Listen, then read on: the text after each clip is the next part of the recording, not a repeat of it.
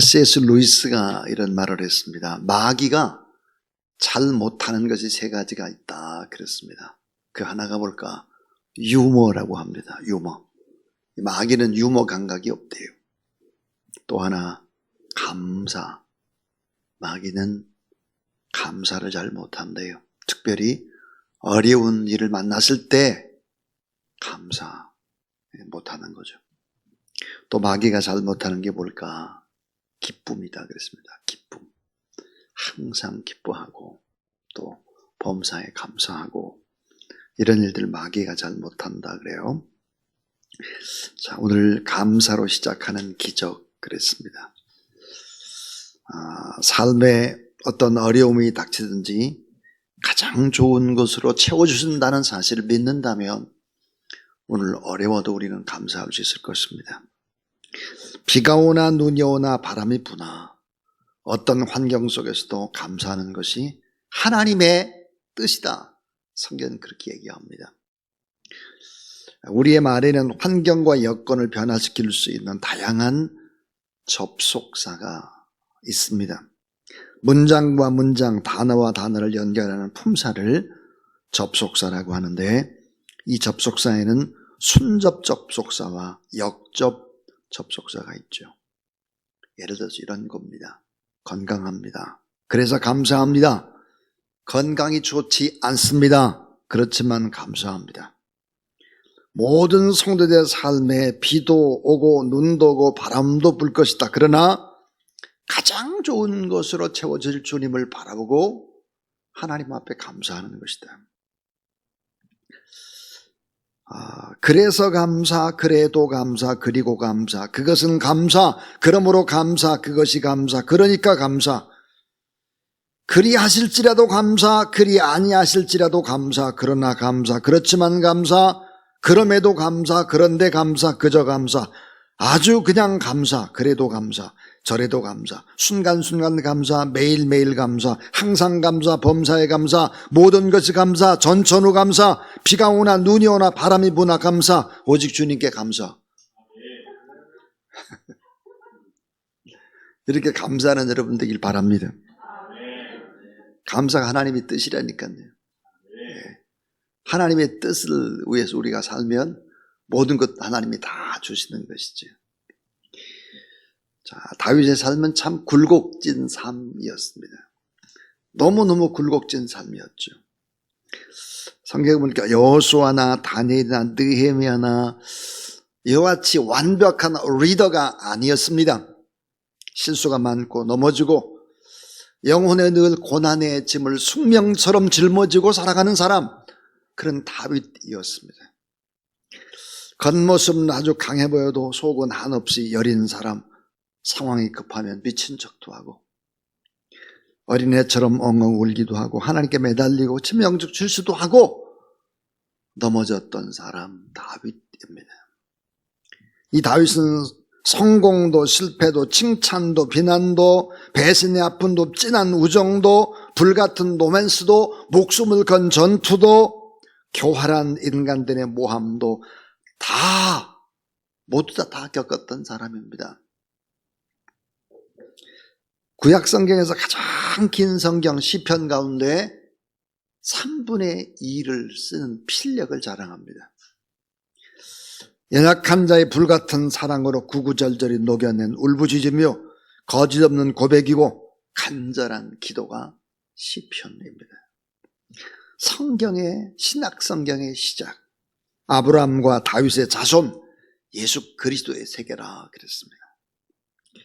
예수님은 스스로를 소개할 때 뭐라고 소개했나? 나는 다윗의 뿌리요 자손이니 광명한 새벽별이라고 말씀했습니다. 그러니까 다윗은 하나님의 아들 예수 그리스도를 예표하는 구약의 대표적인 인물이죠. 그만큼 영적인 무게를 가지고 있습니다. 하나님 마음에 꼭 합한 사람이다.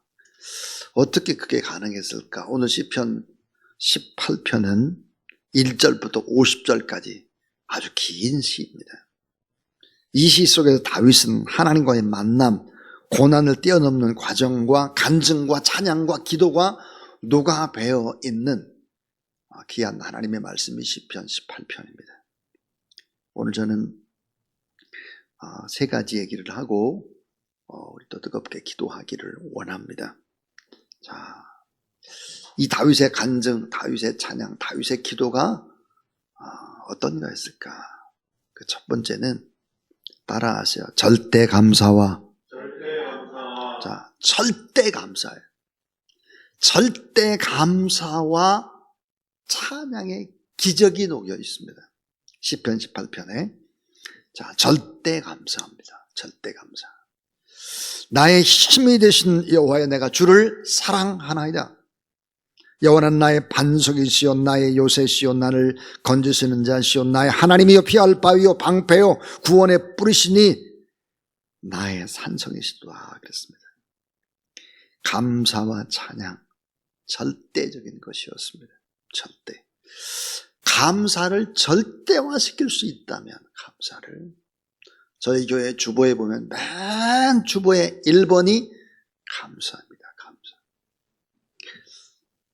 저는 감사라고 하는 것이 꼭 감정적으로 또 감사가 돼야 하는 것이 아니라 의지적으로 감사하는 거예요. 의지적으로. 저는 개인적으로 그렇습니다. 제가 목사이기 때문에 그런 게 아니에요. 감사라고 하는 중요성을 너무 잘 알기 때문에 저는 늘 감사합니다. 물질로 감사를 합니다. 물질로. 단 한 주도 감사를 안 하는 적이 없죠. 새벽 기도, 또 특별 새벽 부흥회 뭐 이런 늘 감사를 하려고 합니다. 또 감사의 제목을 다 적습니다. 절대 감사, 절대. 감사와 찬양. 자, 사울과의 길고 긴 싸움도 감사 찬양이죠. 압살롬이 반역을 합니다. 수없는 배반과 하극상을 겪어도 감사하고 찬양합니다. 감사. 예배도 감사로, 기도도 감사로, 찬양도 감사로 시작했습니다. 그러니까 이 절대 감사, 이 찬양의 기적이 다윗의 특징이다 이렇게 말할 수 있습니다. 자, 왜 감사를 못할까요? 감사 못하는 이유가 뭡니까? 이런 것 때문일 거예요. 모든 일이나 모든 사건을 우연으로 보기 때문입니다. 모든 결과는 자신의 노력과 자신의 공로로 돌리기 때문이죠. 감사의 대상을 잃어버리는 것입니다. 하나님의 은혜에 대한 감사가 없고 섭리와 은총에 대한 감사가 없고 자신의 마음과 감정이 주체가 되는 것입니다. 그럼 감사 못해요. 공중 나는 새 한 마리도 우리의 머리카락 하나도 다 세신된 하나님, 하나님의 주권과 하나님의 섭리를 인정하지 않고 우리가 어떻게 하나님 앞에 범사에 감사할 수 있습니까? 어려운 일 당할 때도 오히려 감사를 더 해야 될 텐데 못하는 거예요. 그러니까 채워지지 않는 욕망으로 자족할 줄을 모르기 때문에 감사가 안 되는 것입니다. 오늘 시편 18편 속에서 다윗은 이방과의 전쟁에 이긴 것도 하나님 때문이다. 응답의 기적 하나님이 하셨다. 잘못된 부분도 하나님의 뜻이 반드시 있었다라고 고백을 하고 있습니다. 자, 사실 생각하면 전쟁의 준비도 다윗이 한 거예요. 병사를 훈련시킨도 다윗이 한 거예요. 싸움을 이기는 전략도 다윗이 머리로 짜낸 거예요. 모든 무기를 다 준비한 것도 다윗이에요. 그러나 그는 자기가 했다고 말하지 않아요. 하나님이 하셨다. 그래서 그 하나님 앞에 잘 때도 감사하고 못 때도 감사하는 것입니다. 여러분 시편에 나오면 참회의 시, 이 탄원의 시는 어느 시든 마지막은 감사입니다. 하나님 왜 저한테 이러세요? 너무 어려운 일이 많아요. 고통스러운 일이 많아요. 너무 억울해요. 이렇게 시작하지만 이 탄원시의 끝은 감사입니다. 언제나. 그래서 여러분들이 하나님 앞에 절대 감사해야 한다 하는 거죠. 자, 두 번째입니다. 두 번째. 자, 절대 기도의 능력과 축복을 믿은 것입니다. 절대 기도의 능력과 축복을 믿은 거예요. 다윗은 자신에게 아무 것이 없을 때도 아들이 배반하고 수많은 사람이 등을 돌리고 실패하고 절망하고 억울해할 때도 사방이 다 막혔어도 하나님 앞에 간절히 기도하는 것입니다. 울며 맨발로 길을 갈 때도 압살롬이 반역을 하고 맨발로 예루살렘을 떠날 때도 토굴 속에서도 광야 속에서도 적과 싸움이 시작되기도 전에 그는 하나님 앞에 기도합니다. 절대 기도, 절대 감사, 절대 기도의 능력을 믿은 사람이에요.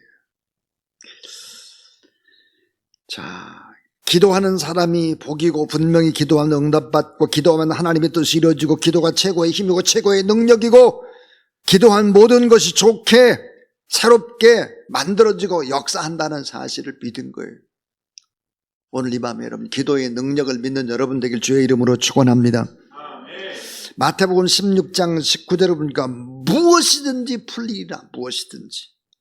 마태복음 21장 22절 무엇이든지 믿고 구하는 것은 다 받으리라. 무엇이든지 기도하고 구하는 것은 받을 줄로 믿으라. 무엇이든지 기도하면 내가 시행하리라. 무엇이든지 원하는 대로 구하라. 그러면 이루리라. 무엇이든지 기도하라. 자, 무엇이든지 두려워하지 말고 간절히 하나님 앞에 절대 기도의 능력을 믿으라 하는 것입니다. 가난한 집안에 태어난 두 형제가 있어서 같은 환경 똑같이 성장을 합니다. 근데 두 형제는 전혀 다른 인생의 길을 걸어갑니다. 형은 자포자기 인생으로 살다가 거랑뱅이가 되고 동생은 열심히 공부해서 유명한 대학의 교수가 되었습니다. 아니 어떻게 이렇게 다를 수 있을까? 한 기자가 연구하기를 시작했습니다. 연구 끝에 기자는 특이한 것 하나를 발견했다고 합니다. 형제가 살았는 집에 조그마한 액자 하나가 걸려 있었던 것입니다.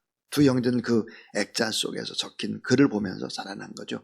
그 액자에는 이렇게 되어 있었습니다. Dream, 꿈이죠. Dream is no fair 그랬어. No fair. 그러니까 꿈은 어느 것에도 없다는 거예요. Dream is no fair. 이렇게 적혀 있었습니다. 세상에 꿈이 없다니 어떻게 이런 글귀를 집안에 걸어둔단 말인가. 기자는 형제들에게 물어봤습니다. 그 액자가 기억납니까? 액자가 기억난다는 거예요. 영어도 기억난다는 거예요. 거렁뱅이가 된 형이 대답을 했습니다. 액자 있었죠. 20년 넘게 우리 집에 있었던 그 액자인데 제가 어찌 있겠습니까? Dream is no fair. 꿈은 어느 곳에도 없다. 라는 글씨가 있었죠. 전 그것을 보며 늘 생각했습니다. 내게는 어떤 희망도 없구나. 근데 대학 교수로 성공한 한 동생은 미소를 머금더니 이렇게 대답했습니다. 기억이 나죠. 영어의 띄어쓰기가 잘못된 겁니다. 그거. 원래는 dream is now here. Dream is now here. 꿈은 바로 지금 여기에 있다. 잘못은 액자였습니다. 저는 그 글귀를 보면서 그래, 꿈은 여기에 있다라고 하는 것을 믿었습니다. 그래서 그 꿈을 꿀 수 있었고 그 꿈을 위해 살았습니다. 여러분, 실화입니다. 실화. 꿈은 어느 곳에도 없다고 생각한 사람과 꿈은 여기 있다고 생각한 사람의 인생은 달라진 것이죠. 우리는 알아야 합니다. 인생을 결정짓는 것 가운데 여러 가지가 있지만 하나님이 내 안에 있고 내가 어떤 꿈을 꾸고 어떤 생각을 하고 어떤 말을 하냐, 이거 너무 중요한 거죠. 그리고 절대 진리가 뭐라고 믿어야 될까? 마지막 세 번째는 절대 말씀의 기적을 믿으라는 것입니다. 절대 말씀의 기적. 세상이 어떻게 돼도 하나님의 말씀은 변하지 않는다. 1.1획 변하지 않는다. 이 진리를 믿는 거예요. 가장 확실한 미래는 하나님의 말씀대로 되는 것입니다. 가장 확실한 예언은 하나님의 말씀이라는 사실을 믿으시기 바랍니다. 시편 18편 30절 하나님의 도는 완전하고 여호와의 말씀은 순수하니 그는 자기의 피하는 모든 자의 방패시로다. 그렇습니다. 주의 법을 사랑하는 자에게는 큰 평안이 있고 저희에게는 장애물이 없으리라 그랬어요. 자, 하나님의 법을 사랑하면 큰 평안이 있다 그랬어요. 저희에게는 장애물이 없으리라 그랬어요. 그 장애물이 있어서 뛰어넘는다고요. 자, 시편 18편 32절 33절 내게 힘을 주시고 내 길을 완전하게 하시는 분은 하나님이시다. 주께서 내 발을 암사슴의 발과 같이 만드시고 나를 높은 곳에 세우신다 그랬습니다. 자, 절대 말씀의 기적을 믿고 그리고 이제 살아가는 것입니다. 시편 18편 긴 시편의 핵심은 뭘까? 감사입니다. 감사의 노래, 감사의 찬양, 기적의 찬양, 하나님을 맞는 자의 고백, 아름다운 열매의 향기와 같습니다. 자, 엄동소란의 고통을 겪어내지 않으면 매와 꽃의 향기를 맡을 수는 없습니다. 엄동소란이 있어야 매와 꽃의 진한 향기를 봄에 맡을 수 있습니다. 매운맛 나는 양파나 마늘도 다 겨울의 고통을 겪었기 때문에 그런 것입니다. 참 절대 어려운 일 있을 때 오히려 절대 감사하자. 절대 기도의 능력과 절대 기도의 축복을 믿자. 절대 하나님의 말씀을 붙잡고 살아가자. 마지막은 이것이에요. 따라하세요. 주님을 우리가 사랑하되 어떻게 사랑하나? 절대로 사랑하나? 절대. 주님을 사랑하되 절대 사랑하고 말씀을 절대 붙잡고 절대 기도의 능력과 절대 감사로 나갔던 사람이 누굴까? 다윗입니다. 그의 인생은 참 파란만장했지만 하나님 마음에 합한 자였습니다. 아브라함과 다윗의 자손 예수 그리스도의 세계라 그랬습니다. 우리가 하나님 앞에 부족합니다, 안 됩니다, 할 수 없습니다 이런 것보다 이 다윗이 가졌던 이런 절대를 가지고 하나님 앞에 나아가는 저와 여러분 우리 모두 다 될 수 있기를 주님의 이름으로 축원합니다.